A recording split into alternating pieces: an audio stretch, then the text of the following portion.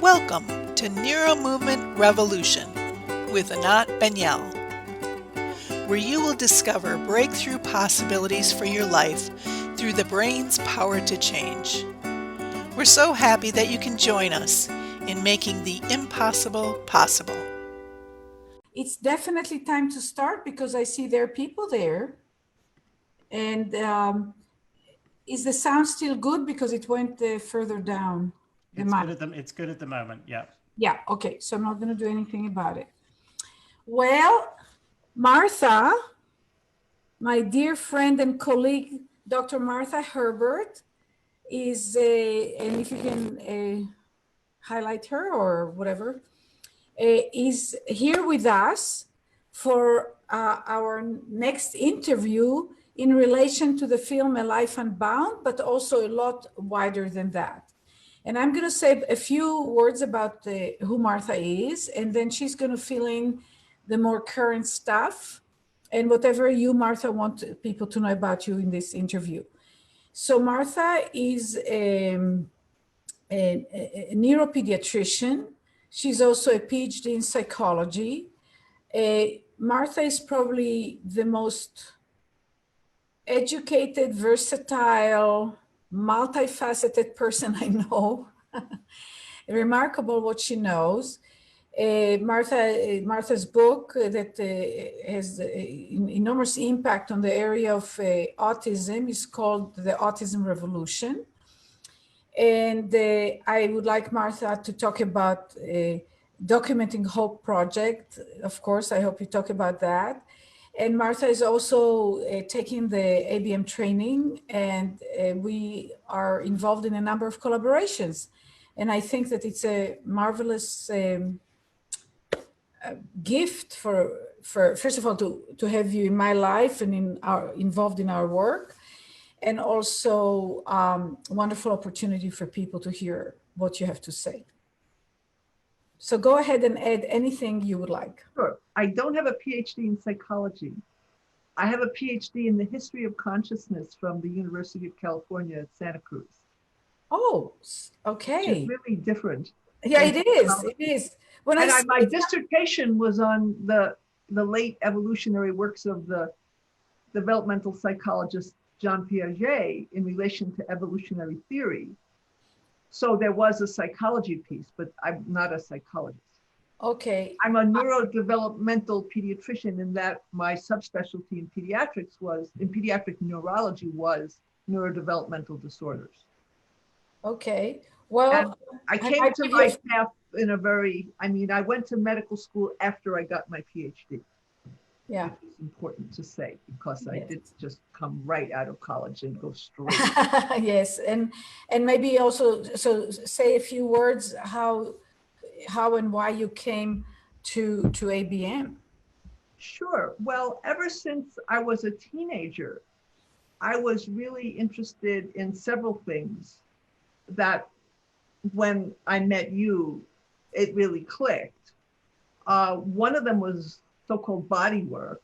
And in my 20s and 30s, I think I probably did every bodywork practice under the sun. I started doing Feldenkrais in 1982 in New York City. And I thought a lot about it, and I read his books. And I wrote a paper about it in the late 80s that was published. And another thing was, ever since I was really, before I was an adult, I was very emotionally troubled by how people treat their children. I remember I would wince watching people reprimand their children, and it seemed to me that there was something fundamentally wrong about that informed everything. But it was really hard to know what to do about that.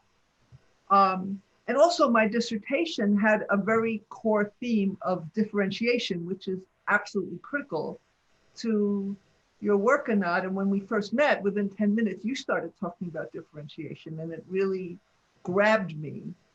And the reason I clicked so much with you is that I began to see that quickly that your work in a way redeemed all the time I had spent becoming a neurologist and a pediatric neurologist, because the reason I got into neurology was a sense of an enormous untapped potential of the human brain. And that interest was not something I could really develop in neurology, because neurology is very disease-oriented. And I feel that your work pulls from the future, it pulls from possibility. And that was what I was looking for in the first place. But your work was more systematic than the things that I had been exposed to before. And it also touched roots that I had.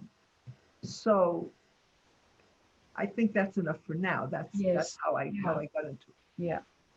So Martha, how about we start with some questions? Sure thing. And I want to make sure two things, that you do talk about documenting hope, because it's a beautiful project. It's also in the forefront and a breakthrough in how to go about scientific research. And you know, you are a very highly regarded researcher, and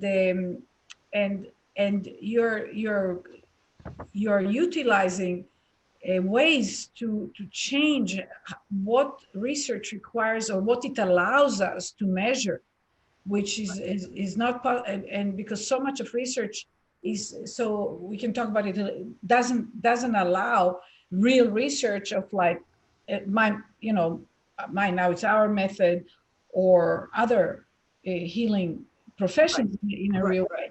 So, but let's start.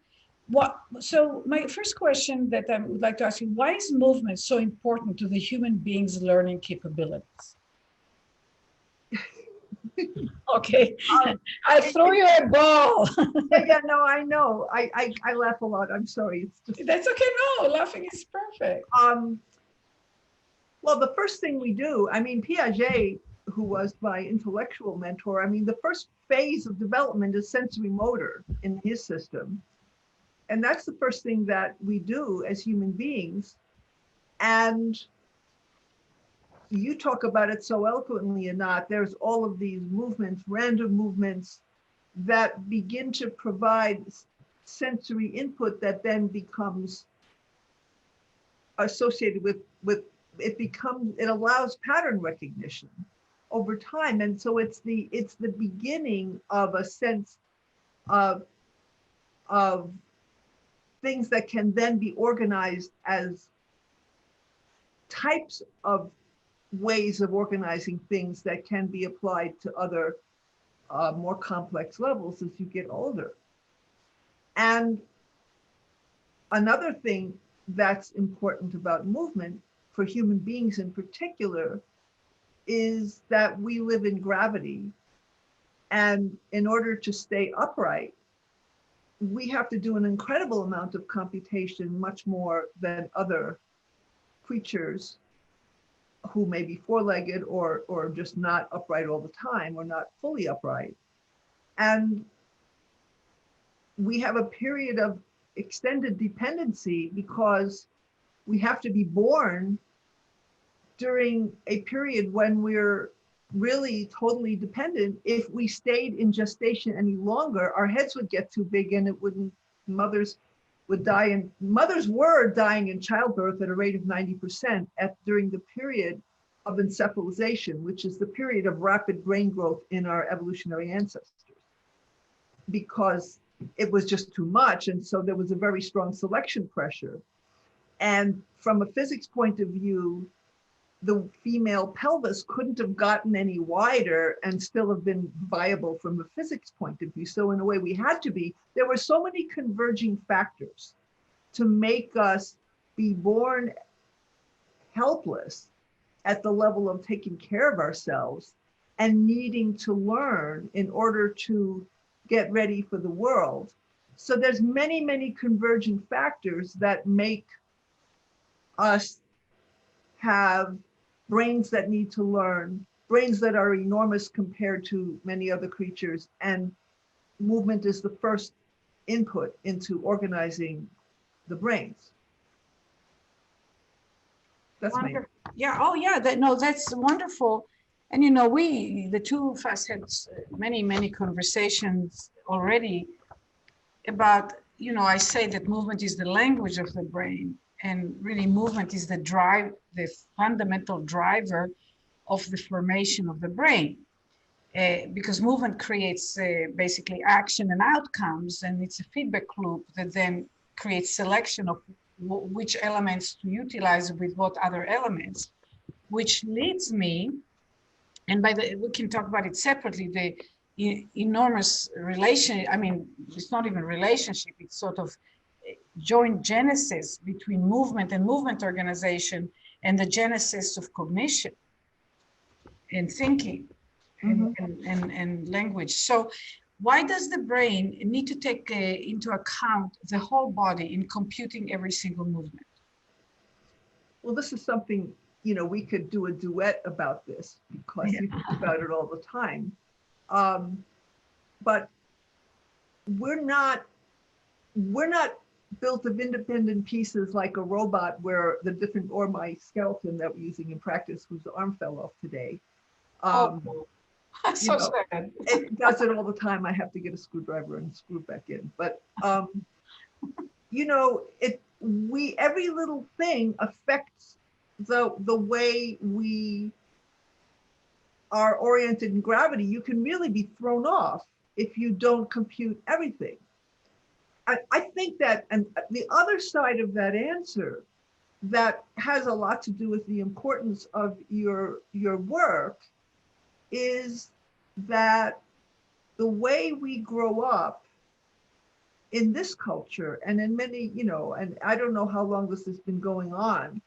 I think there are cultures where there was so much more physical activity. I had an anthropologist friend who described to me how boat people in the South Pacific could read where the wind was coming by the movement of muscles in people's back, by the way they were responding to the wind and the rocking of the boat.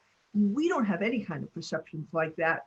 And we don't even, like last week in the training, I'm in the, you know, for those of you who don't know, I'm in the training this time. It's not her first round. She's already a practitioner, but she's a deep learner. So she's doing it again. And also doing some research. Yes, that's true. So we had, the new practitioners had to teach lessons to people, you know, giving them instructions lying on the floor with a transformational movement lesson. And we had a discussion. Each person got to talk about what it was like for them to do that.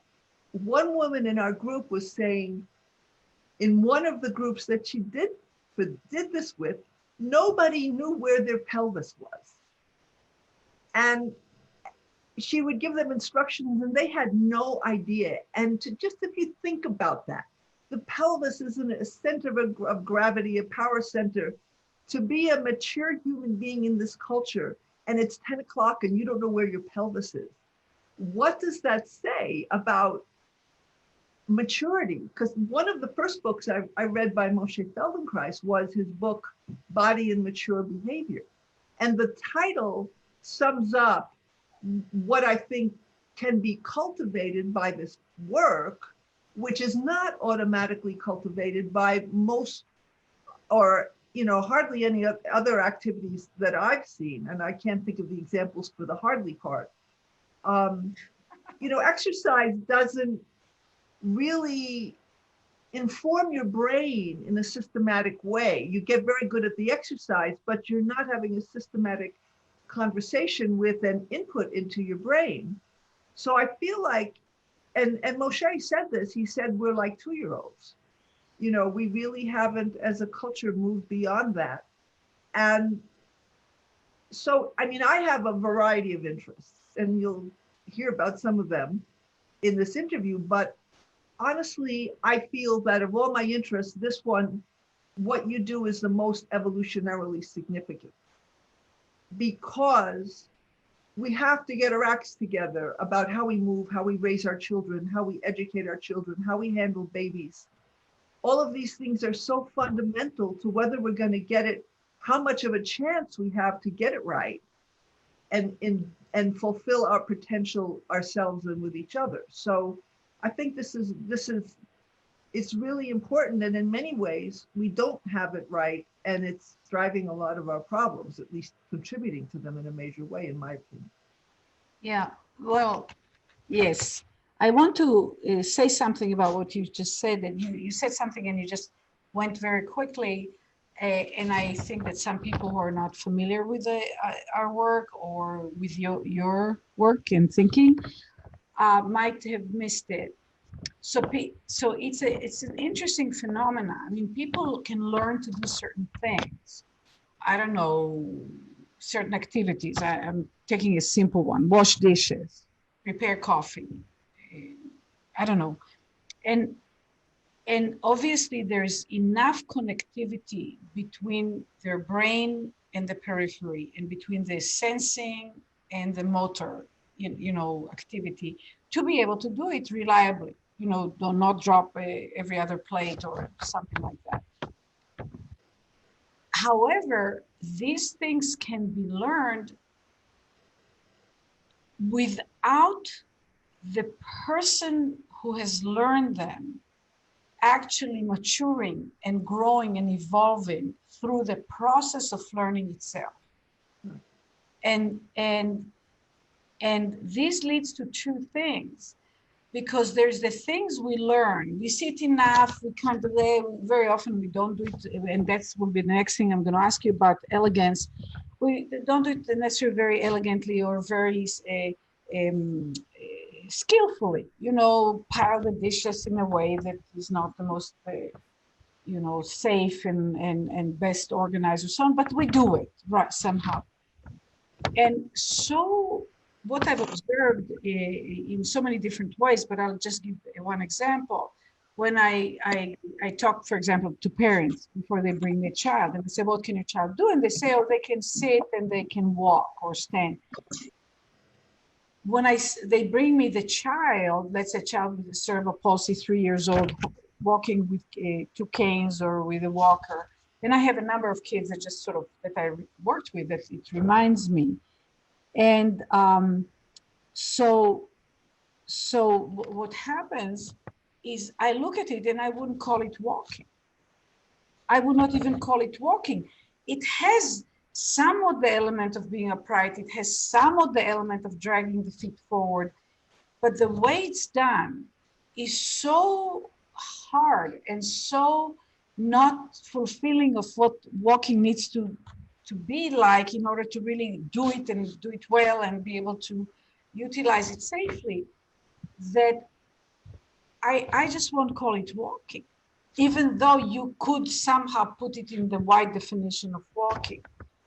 And that is an extreme example, but I see it in so many places. And now that we work, with the schools, and not just with the kids with special needs, but just larger numbers of children, what so often is missing, from my point of view completely, is the idea of how I do the process of learning so that the brain of the learner becomes skillful at learning, right, independent of the content that they're going to learn. Right.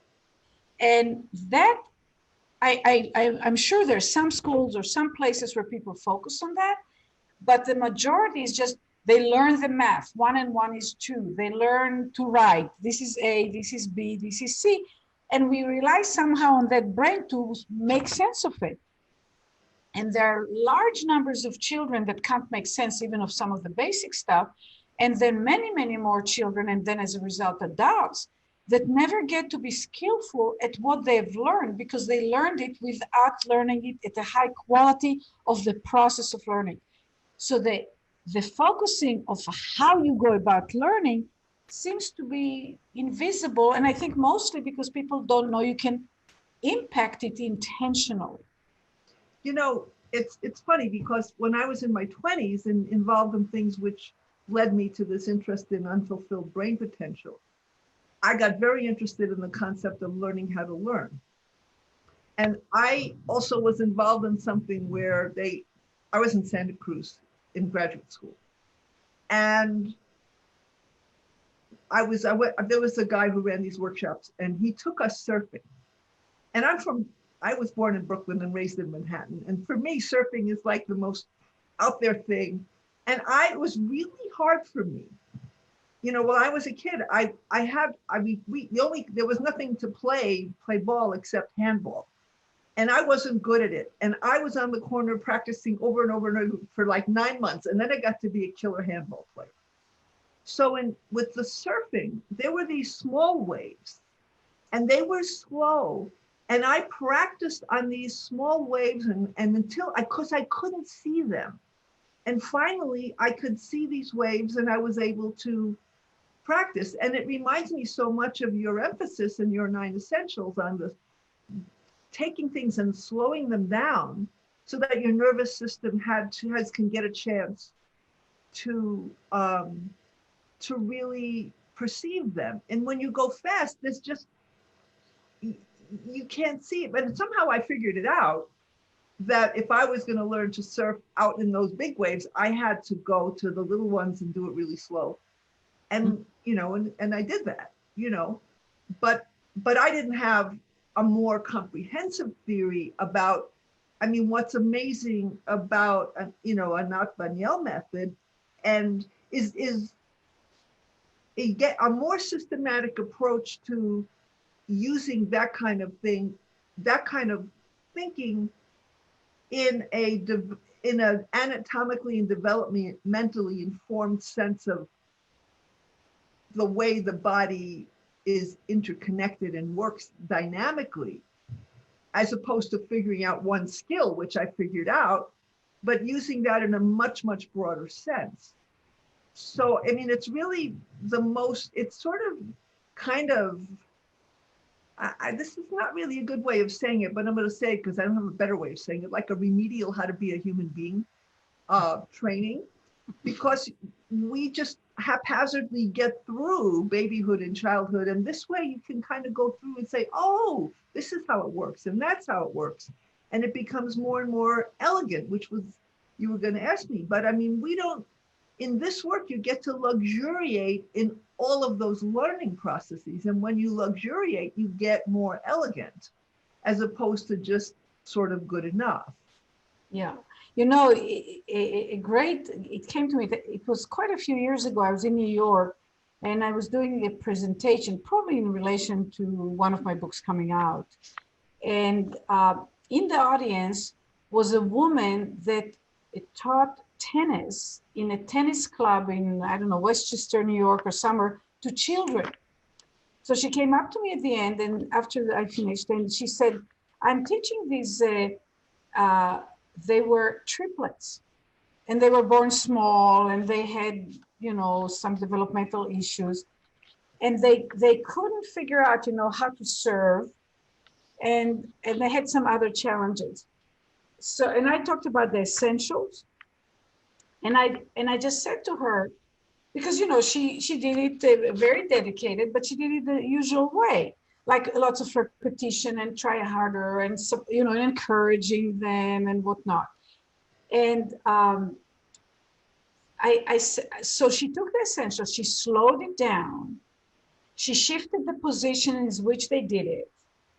And she, you know, lying on their back and using their hand to serve a ball that came in, not even using a racket, and then using the racket. And she said all three of them had perfect serves within half an hour. And she's been working on it for months. So what in effect, I understand that we're doing in, you know, when we teach children like the usual way in schools and so on, we rely on their brain's ability to fill in the holes sufficiently to perform more or less. So like if you think of mathematics, basic math, so many children I'm not good at it, right? You have a few that are really brilliant and some that are okay, and then so many that struggle so badly with it. And it's not that they're not intelligent, it's just they're not getting enough, just like you with the waves and the surfing. You have to go to, you know, the simpler stuff. Mike Merzen, we had an interview, I don't know, he said he might come on because he heard we were going to be with you. And he said, oh, Martha, you know, he wanted to be on, but We've Who been knows? friends for years. So What? we've Sorry? been friends for at least 15 years. Yeah, he's wonderful. You're wonderful. You know, I know all these wonderful people. Anyway, so he said it to me during the interview, and then we stayed actually for an hour after the interview talking about other things. And he said to me a few times, he said, Anat, your problem is first of all in your rehab, facility, so to speak. There's no machines. So I heard that. I heard I never thought of it. It was the first time in my whole career I said, oh my God, what I'm missing is machines. Because it was so funny. And otherwise people don't think I'm really serious because I don't have like big machines. And then the other thing, he said, when one looks at your work, it's very hard to understand what you do. And it's hard to believe that those slow, little, seemingly nothings have the impact that they have. So people have a hard time to believe that it's really true. And of course, for me, that's the reason it is happening, So yeah, so so of course the elegance has to do with differentiation, but you're the person. I mean, of course, we talk about elegance in general, but you seem to be really, for you, the word elegance or arrival at elegance really means a lot in the personal evolution of a person, or the evolution of a person. So do you want to talk about that a little bit? Yeah. I think anybody can become elegant in one or in a variety of respects. It takes, I think, let's see, how can I say this? To me, you could define elegance as a very high level of coordination across a whole lot of subtle aspects of what it is that you're doing. Like I have this experience because I think I have a fair bit of elegance in writing and editing. And I often write and edit with people who are junior to me, and we'll get on a screen, we'll share screens. It's very interesting to edit sharing screens with people. It's a whole new activity. And I can watch other people's visual tracking, and I can watch that they can't see the paragraph, they can only see the sentence, and they can't. And my perception is much faster. In that, I'm not this way in everything, but I have come from a family of writers and people who express things, and I have boxes full of letters that we type to each other over many years. So I have a lot of practice since childhood. So I developed that over time and with immersion over decades of my life. And I didn't do it on purpose because I want to be an elegant writer. It just emerged over time. I wrote a dissertation, I wrote a book, I have unbelievable amounts of stuff that I've written. But I think that I didn't have a concept of a strategy to become elegant more efficiently. And I think your 9 essentials combined with the actual movement training really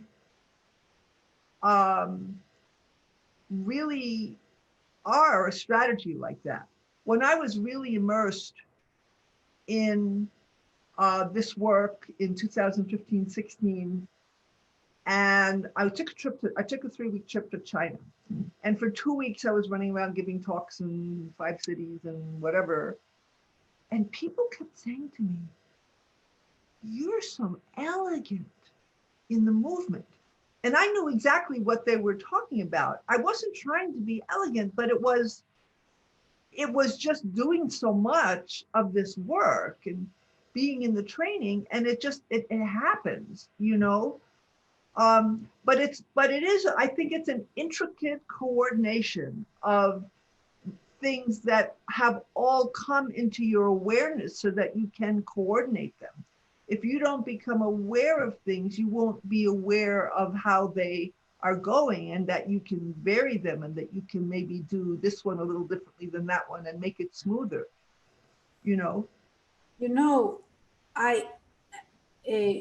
I would like to add a little bit to it, because again, one might think that you kind of like aware of everything and have a knowledge how to put it together to make it elegant.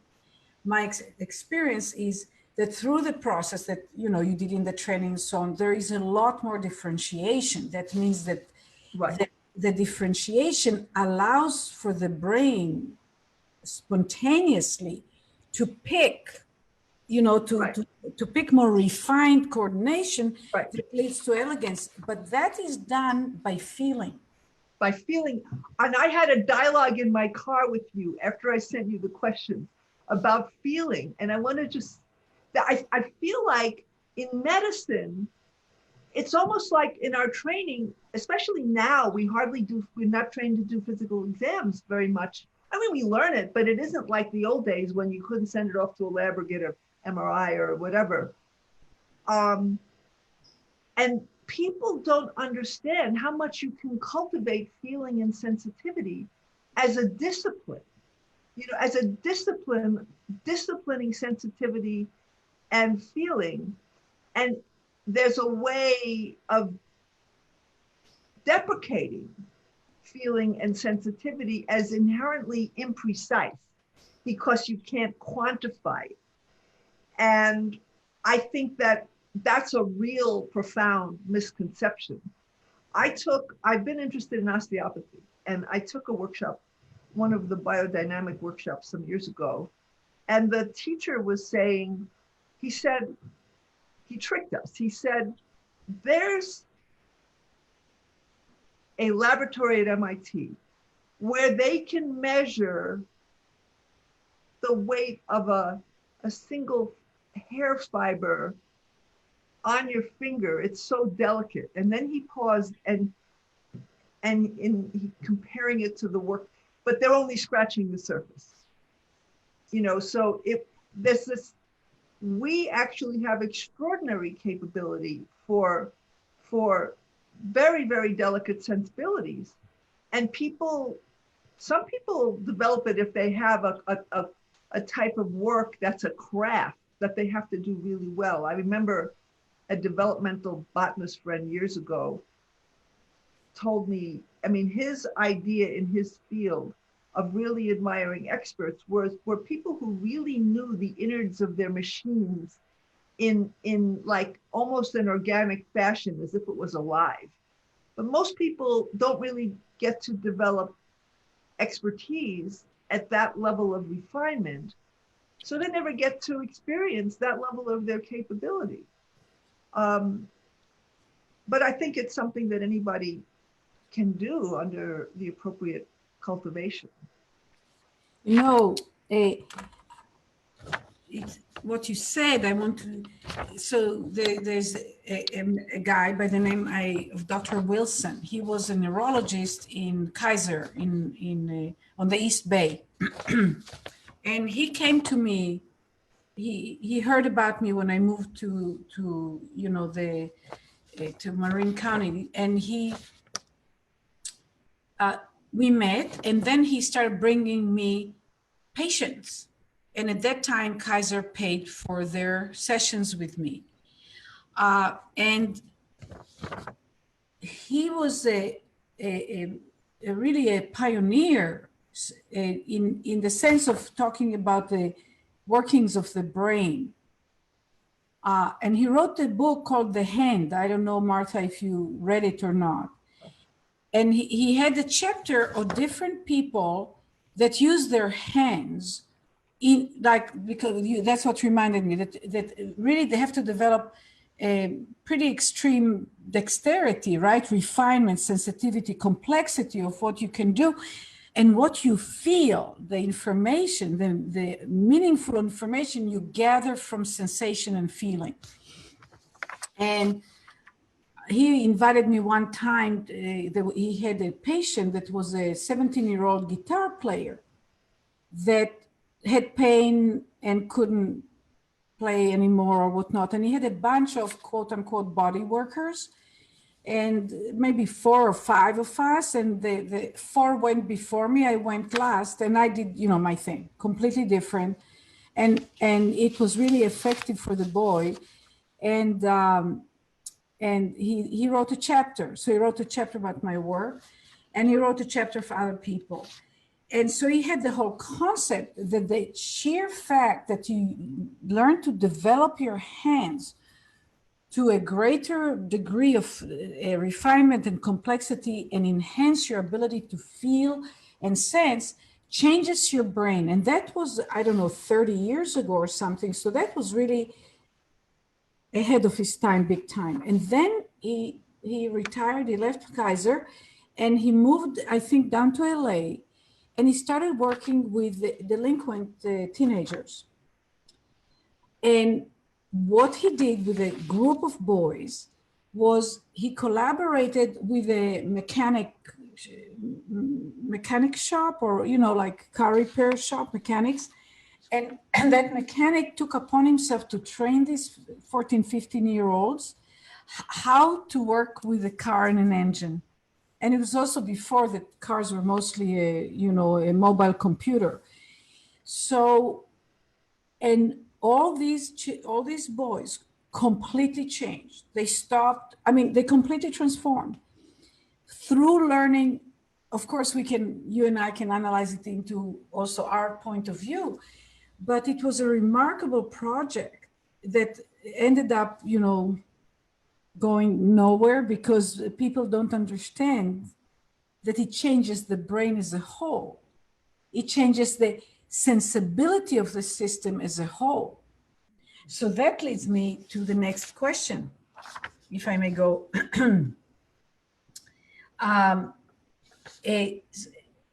So very briefly, how do you understand the steps of learning? We have a similar view, but would you like to talk about what you gathered about steps of learning? Well, the main thing about that question is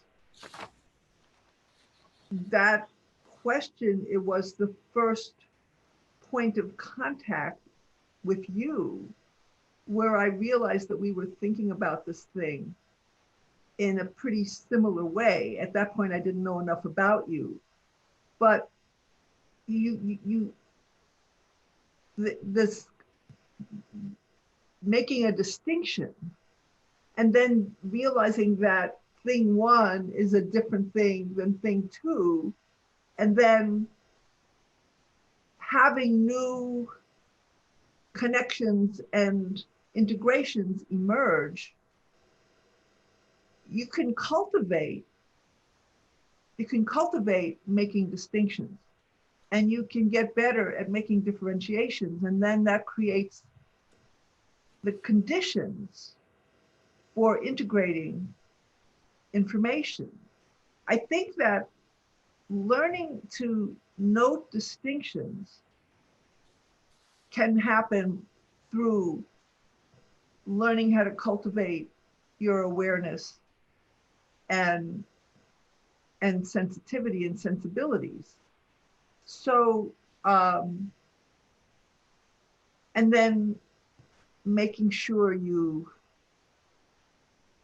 if you've gone to a place where you're swamped and overwhelmed, to try and make space for it to kind of separate out and see what's going on, as opposed to panicking and freaking out and calling yourself stupid, So that's basically what I could say about it. Okay. I think we have a time for one more question, and then I'd like to open it up. To ask you a question and then open it up. Yeah, and if you wanted me to talk about documenting hope, I should do that too. Okay, so how about you talk about documenting hope now? We'll take a few minutes for that. Sure. So I found one of the life-changing things for me in my development as a pediatric neurologist. Well, there were several of them that happened at one time. One of them was when I was listening to Merzenich this afternoon, and he was talking about how children are affected by trauma and they have soft brain damage.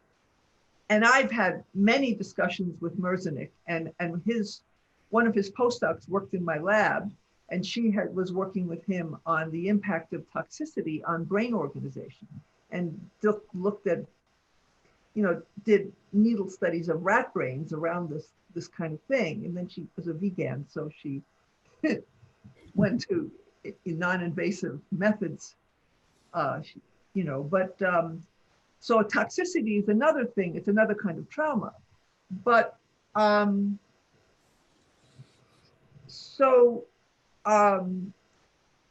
you're, how shall I say this? I think I lost that thread because I was thinking about Merzenic, but let me get back to my trajectory. Because one of my turning points all around the same time was finding the community of environmental health people who are working on the influence of toxicity on brain development. And that happened to me in 1999. And another thing that happened in that period was meeting parents who were getting their kids better from autism in particular, and also other neurodevelopmental disabilities. And this was layered on top of my having been out of my residency since the mid-late 90s, and noticing that so many of my patients were not just psychiatrically or neurologically ill, but medically, their GI and their immune. And so people were getting their kids better, and somehow this phenomenon was not being appreciated. And I began to think about it theoretically, as in how could it be that this so-called condition that was ostensibly genetic, that people were getting over it, that means it can't be what they say it is. But at the same time, to study what people were doing to recover their kids is really complicated. It's complicated in a similar way as to study what Anat Baniel method NeuroMovement is, because there are multiple different components to it, and you can't just say, we're going to give everybody 250 milligrams of this drug every day and see how it affects them, because what you're doing is you're resculpting the whole regulatory capacity, resources of the organism. And I had the ambition of doing a prospective recovery study where we track kids at a time of diagnosis. We ascertain the diagnosis, because oftentimes when people recover, the doctors say, well, you must have had that in the first place, because we know that people with that can't recover. So therefore, you didn't have it because you recovered. It's a kind of a circular thinking. So we had the idea, so a lot of us had the idea that, well, if you actually carefully diagnosed it and then went forward and studied what happened when people applied these strategies, then we could create a case that people actually can recover. So I started thinking like that, maybe 15 years ago. And it's very hard to do a study like that because, like I said, you can't just design a simple clinical trial of one method, because the inherent nature of it is that you're doing something much more complex, because there's a whole complex system that's kind of out of whack in multiple ways. So finally, and I had thought, well, what we should do is we should do the treatments and we should make a film. And I was approached by somebody else who had that idea.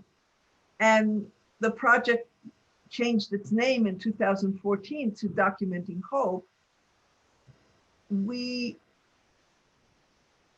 ended up spending a lot of time on this survey called CHIRP, which is Children's Health Inventory for Recovery and for Resilience and Prevention, which is an exhaustive survey of influences on development. And then we really tackled what are the research methods that would be necessary that we wanted to use. And what I found, I was very gratified to find that there's an emerging discipline in integrative health and medicine called whole systems medicine, where there are a whole variety of techniques to honor the fact that you're working with a whole system. and to do rigorous research around a systems level interventions that are individualized for each person. So we've submitted that research protocol for approval, and we're waiting to hear back. I just finished that not very long ago.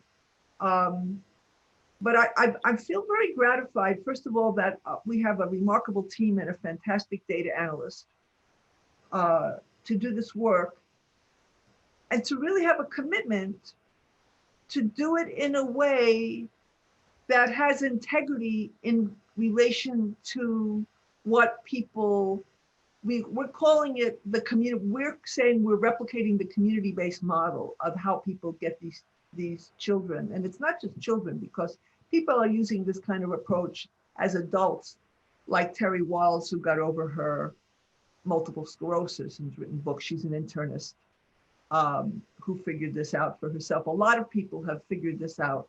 Radical remission in cancer. There's a radical remission research project at Harvard Medical School, at the Public Health School. So it's a project to really do research that's appropriate to the problem, instead of dumbing down the problem so that you can do a standard clinical trial, which wouldn't help. It's magnificent. Yeah, I'd like to talk to you later about something that's, I think will be very interesting for you in addition to that, but it's a bit out of the scope here. This is amazing. Basically, you're doing research that matches the question and matches the system you are researching. And, you know, and insists on it, as a unit, really insists on it. Yeah, you have to, because really hard to make sure that we didn't violate it. Yeah, which is amazing, which is like the work itself, you know, is my work, our work is honoring the system and its complexity, and working with the given what's there, not isolating this is the problem and isolating the kind of not seeing the person, just seeing the problem, and the person manages to intrude in there from time to time. Or not. Or not, yes. They're just a side effect. Yeah, it's a side effect, or it's a disruption. So Neil seems to be not on the call. I am still here. It says, I tried to text you and it said Neil is not on the call. My internet crashed. Fortunately, I'd made delete co-host, so nobody knew that my internet had crashed. But I'm back. I'm so happy you're back.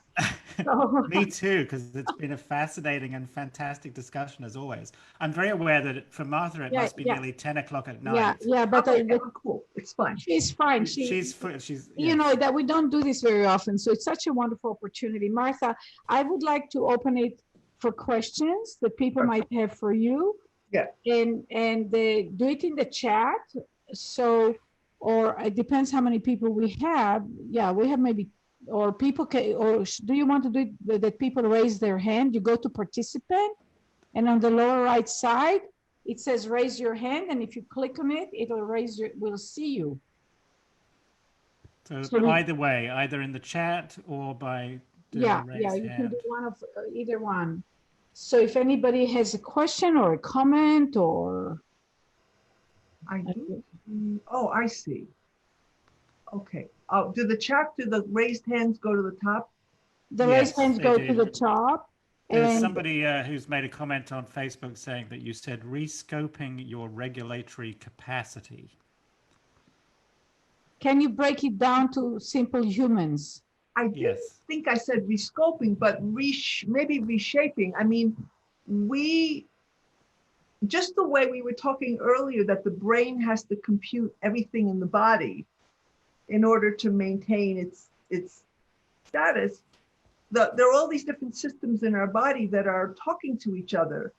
And if they're overloaded, or if they don't have the things that they need to run, like if they have nutrient deficiencies, or if they're struggling with toxics or too much demand or stress, the thing can get out of kilter.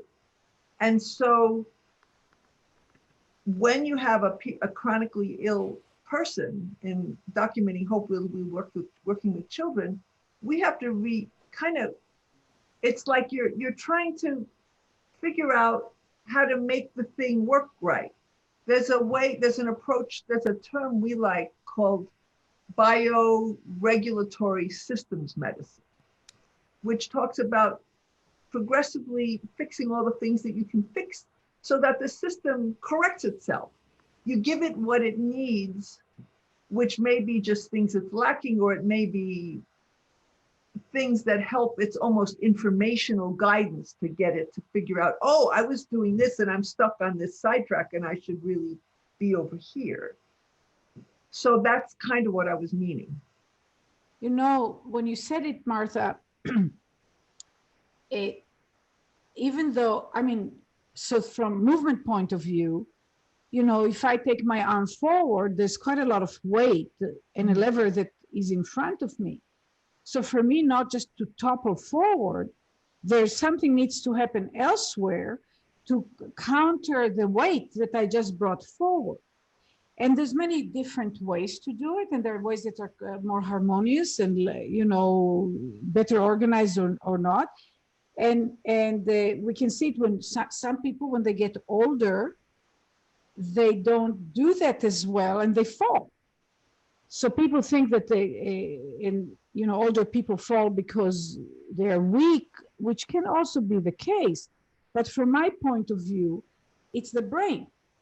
So the brain has to have the dexterity and the quickness to remember the intent. And the intent, let's say, is to stay up and step forward, right?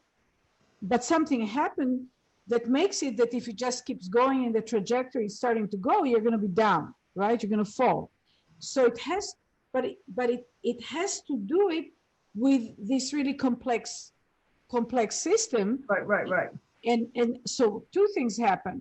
With the loss of differentiation and with the kind of grooving in on habits over the years, if something is a little bit off the habitual, there is no room to recover, because there isn't the opportunity to pull in the things that we normally don't pull in. But also in the brain, and I think in the brain it happens in a very, very dramatic way, that if we make a small change in the brain, the whole brain has to reconfigure itself. Yeah. Well, you know, when we do lessons, you progressively increase the demand. Yes. And then when you increase the demand, you look around the room and people they're all messing up and falling down. But over time, and even during that very lesson, and you the timing, the trajectory, and the coordination all start weaving together, and people start figuring it out. But in the beginning, you can't do that, but your brain starts, but you give it information through doing this, and the brain figures it out. Yeah, and you don't teach the thing, you don't teach how to do the thing. You do it in the context of doing the thing, but you do other things that give enough bits of enough options and freedom. New options that weren't there. Oh yeah, definitely. That's the whole differentiation part, and then the integration. Right. So it's really very large. The brain is huge, very huge, not in size and weight, but huge in terms of the number of cells and connections and so on. It's huge, and it's very dynamic. It's extremely dynamic. And it's the good news, because that means we can impact its response, and have it learn and do better. But we have to know that that's what we are doing, or that's what we are interfering with. So let me give you an analogy from functional medicine. Okay. And I learned, this is Jeff Bland, who's one of the intellectual leaders of functional medicine. You know, there are all these these signaling molecules that are in foods, and there are like 6,000 polyphenols, or there's all these different kinds of substances for which there are no minimum daily requirements, and you don't always need them, but there are various, and also there's all these trace minerals, It's not that you need them all the time, but if you have a whole lot of them available, then when the system is stressed in a certain way, it's there and they can use it. So it's a similar kind of idea at the metabolic and molecular level. Which is fascinating, because every time I hear this stuff, or I think, you know, my own stuff, I just look at it and always in awe. When you say there's 6,000 of those, first of all, that the human brain could figure that out is already amazing, but that it's there and it knows when to come in and it knows when not to come in, especially. Again, the system knows when to be hunting for it. I mean, And so what's all really these- so frustrating, the system of nutrients, the little things on the side of the box, which is less than 10 things, and those are the only things they tell you that you need. And the processed food is stripped of all the other alternatives. So your body, if it needs that stuff, it's just not there. That's kind of like the way we teach our kids. It's the similar kind of primitive, That's interesting. reduce, Yeah.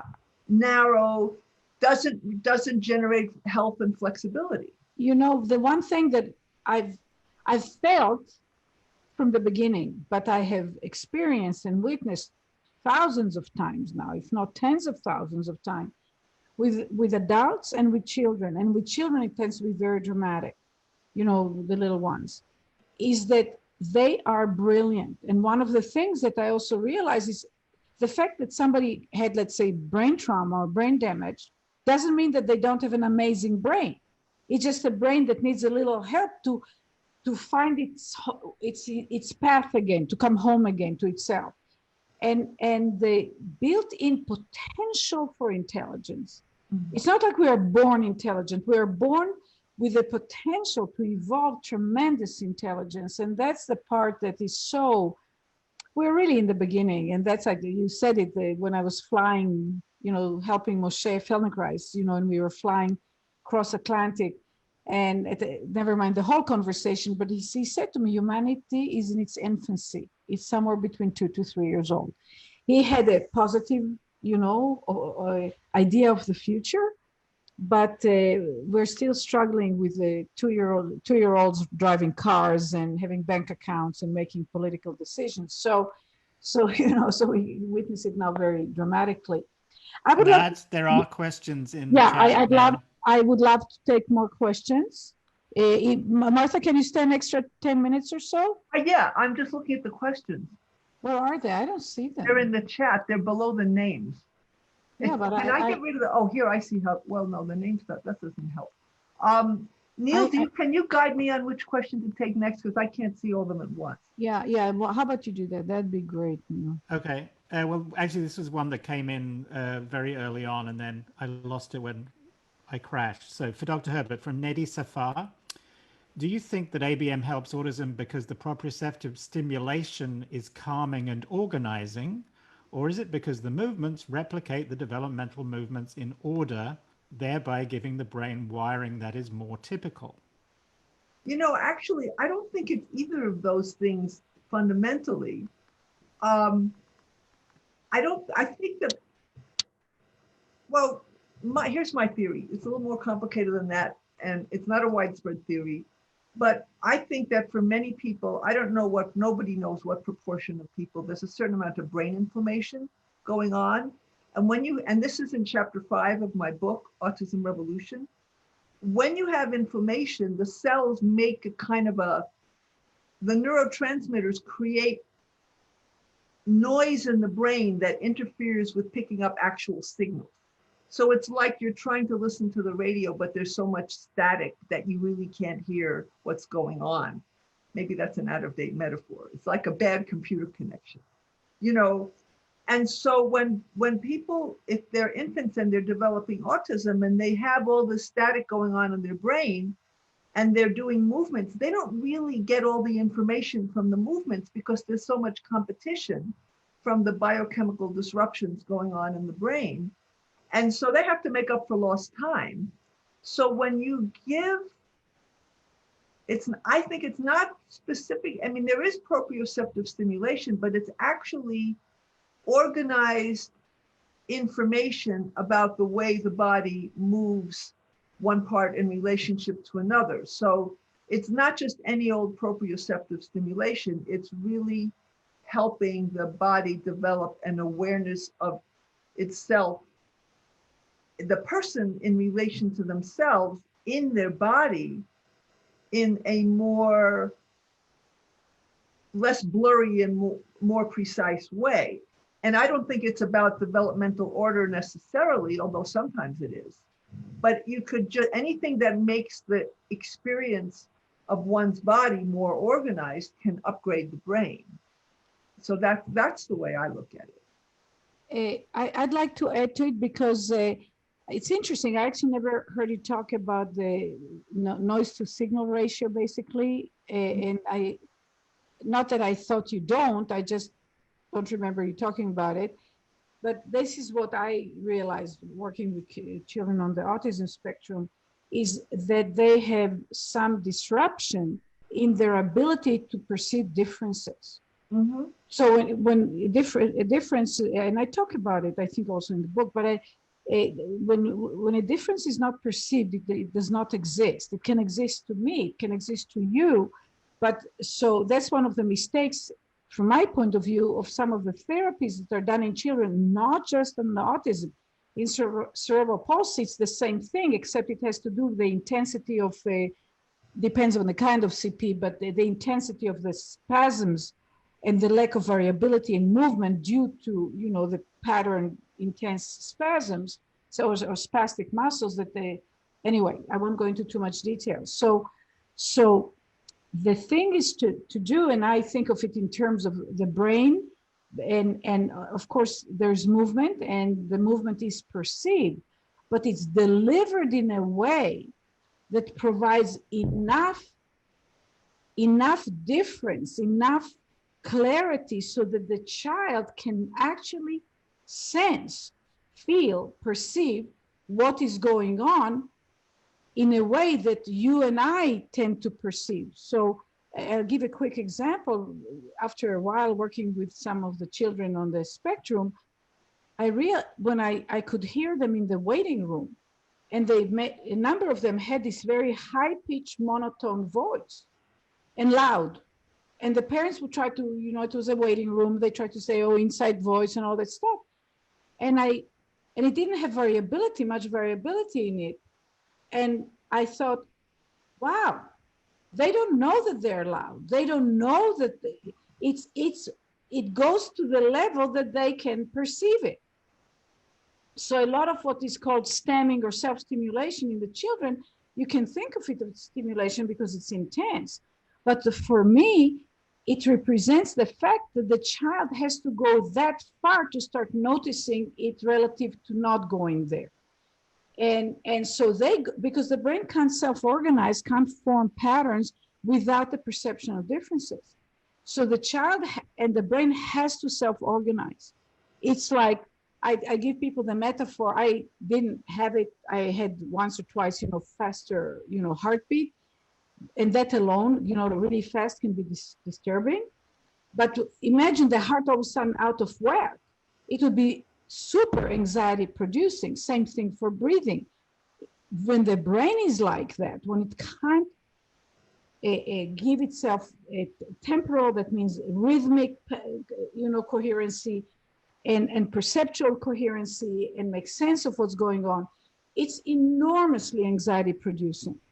And those kids tend to have a lot of anxiety. And what happens is they'll go anywhere to get to the point where all of a sudden the world becomes predictable and they have some sense of agency and control over it. So that is you look at it, it's so interesting for me, Martha, but that is what the work does. Now there are rough development stages for all newborns moving forward. And that was a huge, I think, jump in human knowledge. It was very important. Grandmothers always knew that, but it came to the realization that it means something, right? That it's important. But now people became slaves to it because the development, the arrival to the ability to speak, or the arrival to the ability to stand or walk or any other function, requires the underlying process of differentiation and self-organization in the brain. It's not married to the time, date, or specific movements. There has to be enough of it to form. So, and the whole reflexology and all that stuff. So it will be useful, but it's still limited. We can go and work on it in a one-on-one in so much more freedom and sophistication, and matching it to the person rather than having some kind of like yeah, but I mean, you're working with the intricacies of the precursors of, exactly. I mean, there were all these precursors to what a person can do. And then when you have all the precursors in place, the person figures it out. And you're not teaching them the outcome, you're teaching them all the different things that when they have them, the thing just happens. And that's where trying to teach the result instead of the process doesn't work. So, you know, yeah, I think that answers that person's question. So I'm wondering maybe if we should move to another question. So there's a question from Yari. She says, after her daughter's stroke, the outcome seemed very grim. Amazingly, she's developing in a very surprising way. So we wonder what makes that with a similar initial insult. Some kids stay at a very limited state or don't even survive, and others keep improving. Well, I would like to know what she did. I see that you didn't read the part about the multicystic encephalopathy, which is a pretty significant, you know, in the pediatric neurology world, you tell, you know, this is like, I haven't said to people here, I have this thing I say about myself, my name is Martha and I'm a recovering neurologist, because I'm trying to rethink everything. But we're taught that certain anatomical things mean certain dismal prognosis. And she's saying that this is really something different that happened. And I'm wondering if that happened by itself or that if that happened with some kind of a process. I don't know the work. I see she asked about Dr. Karen Pape. I actually don't know who Karen Pape is, so I'm going to write that on my list that I have here. But I don't know how to answer. I mean, I don't know how to answer the question just based on the child is doing a surprising kind of development, because I don't know either what the surprising development is, although it sounds exciting because there's an exclamation point, and I don't know what processes have been engaged in that may have been encouraging this. And so, because the way I would look at it is that you can find ways that people can develop even with profound injuries. But I don't know what to say more specifically. Maybe Anat, you have a thought on that. I'm where you are. Just from what you said today, there can be so many factors, even and just what the child was eating and what kind of environment the child had before they had a stroke, I think could have a huge impact. What's done in, you know, during the immediate emergency and then immediately afterwards, and the degree of the stroke and the area of the stroke and the age of the child. I mean, there's so many variables that there's no way to answer it like that, for me, like that. What I would say that most, if not all of the times that I have encountered both children and adults that had stroke, it was totally clear how the intervention towards recovery could have been thousands of % better. And, you know, we are going to, hopefully it will come not too far from now, that because of the COVID, that Martha, Neil, and I have been working on a research proposal of shifting the rehabilitation protocol in a very systematic way, based in the Anat Baniel method NeuroMovement, to show the stroke one. You didn't say the stroke one. Yeah, the stroke one. And you know, those of you who watched the film A Life Unbound, you see there the 28-year-old that came to us after she was done with her rehabilitation, and her future would have been horrendous. Now, if we had gotten her 2-3 months earlier, I believe that the trajectory of recovery, given how much we could do 4 months after the stroke, because the brain like I said, the brain has to put order in the disorder. So it reorganizes itself around the limitations, and the limitations become part of the new learning that happens immediately after the stroke. And very certain elements of rehab drive the learning of one's limitations very quickly and grooves it in daily through the exercising that are done with the limitation. And it's so obvious to me, and it's so simple. So it's kind of like, why are people still doing that? But if somebody, it's better than doing nothing. And if people don't have an alternative, that's what they'll do. So I know that we can do so much better, both with children and adults, but specifically this child compared to the other children, I have no idea. It's so many factors. Yeah. Well, one of the things I've been wanting to make sure that we have said here is that for you, you've said this a lot, you are not concerned with the diagnosis that someone comes in with. Because first of all, everybody has a disease in their own way. And you're not working with the disease anyway, you're working with the possibilities. And you're working at the level of brain and movement.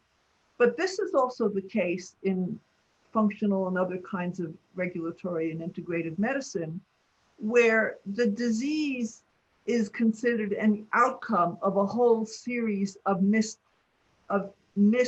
support systems or missed, opportunities or else insults. And what you do is you work with all of those things, and the disease goes away by itself. You don't really target the disease. The disease is, in systems theory, you would call that the emergent property. And it's all these underlying things that you work with. And in ABM NeuroMovement, you're working with it, movement and brain. And in these various other practices, you're working with it at other levels. It's not the exact same thing at the level of specifics, but it's the same kind of concept. And unfortunately, I think when you go after disease, Jeff Bland wrote a book called The Disease Delusion. And I have a paper in Public Life, PLOS 2016, about when you look at the networks, the networks of genes and mechanisms in autism, and you map them out, they overlap with so many other diseases and so many other functions. And there's nothing really specific about autism. It just, in certain circumstances and at certain ages, it comes out autism, but it overlaps with cancer and metabolic disease and all of these other things. So when we develop a medical system that's focusing on diseases, we're missing an enormous amount of opportunities to help people in other ways. And unfortunately, we have terrible health outcomes in this country compared to every other developed country in the world. They're absolutely the worst. If I have a graph of all these other industrialized countries up here, and then the United States, the amount of money you spend goes out this way, and the health outcomes go up this way. I don't know if you can see my fingers. And we just way overspend and way underproduce for our results. And if we took more of this kind of functional approach, we could do a better job, both in rehab and in education and in medicine. Yeah. And it's so much more human because it connects to who we really are and how we operate, or what we are and who we are. Yeah. Right. So maybe we take one more question. And Neil, maybe you select one. Yeah, sure. Question from Beverly. Could you speak to the role of nutritional support for folks recovering from head injury, please?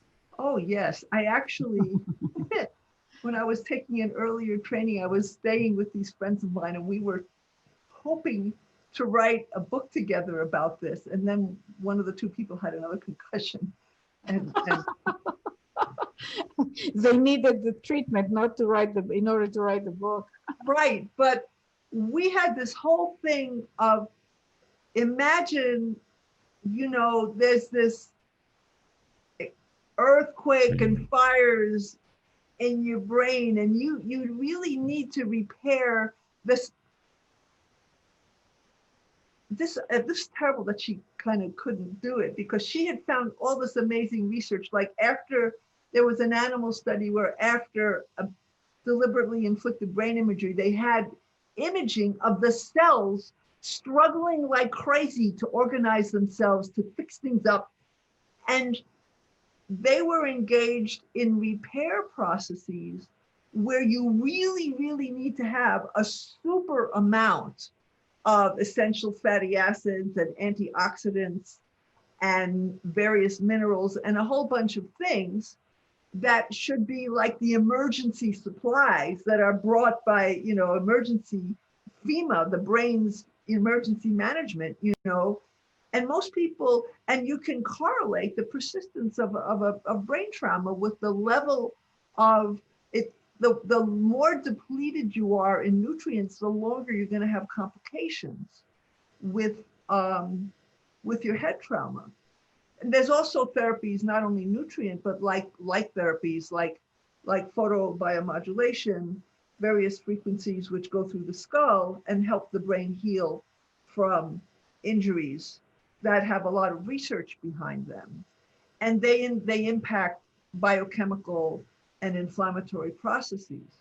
So I think supporting the brain's repair processes in a very aggressive way is really important. And when we were starting this, there weren't any books, but now there's a whole lot of stuff written about this.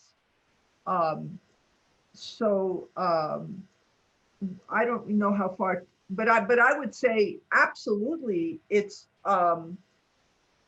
really, I would say definitely nutrition, and light therapy is good. There are some other brain safe, safe brain stimulation methods, and also, I mean, the NeuroMovement work can help you reorganize the functions that regress in the setting of trauma like that.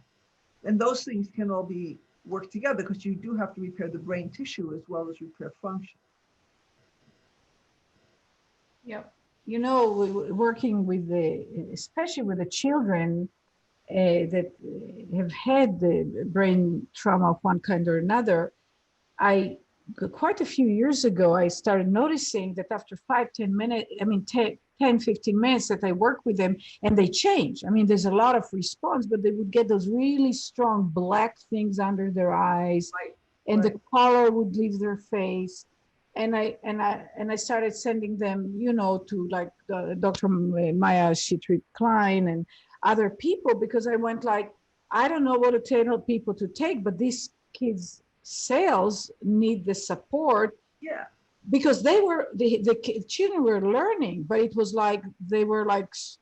Then they would get depleted. They would like run out of gas. Exactly. So it's something. It just saddens me so much that isn't the first thing you do. You know, when you go into the emergency room and you get a glutathione IV with all kinds of nutrients right away. Yes. That's the way it should be. Oh, yeah. Yeah. Martha, together we're going to change the world. One step at a time.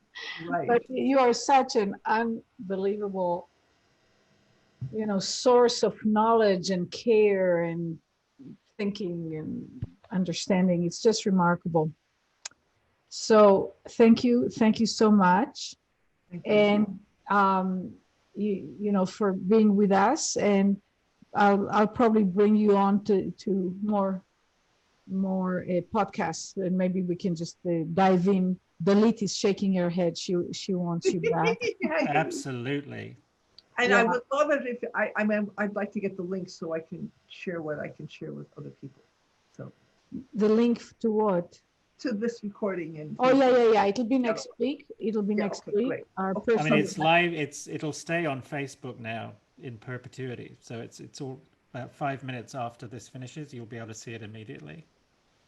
And it will be next week. It will be on our website. On the archive of the podcast. Podcast. Yeah, and we will, there'll be some pointers and by the way, Martha, if you have any links, like resources with each podcast, we'd like to put resources. Could be your website, could be links to an article or links to another talk or anything like that. Email it to us, and we'll be happy to put it so people can continue following the work. Yeah, there are comments here, Martha, from a few years ago, from my colleagues in my office about methodologies for studying innovative research. And I need to post on my foundation website. I have a foundation, Higher Synthesis Foundation, as you just mentioned. So if you can give us a direct link to that, so it will move people. And Niels wants to say some. Well, I was going to say people have made some requests in the chat, so I'll forward those to you, Martha, and then maybe if there is stuff that you can point us to, send it to us, and we'll post it.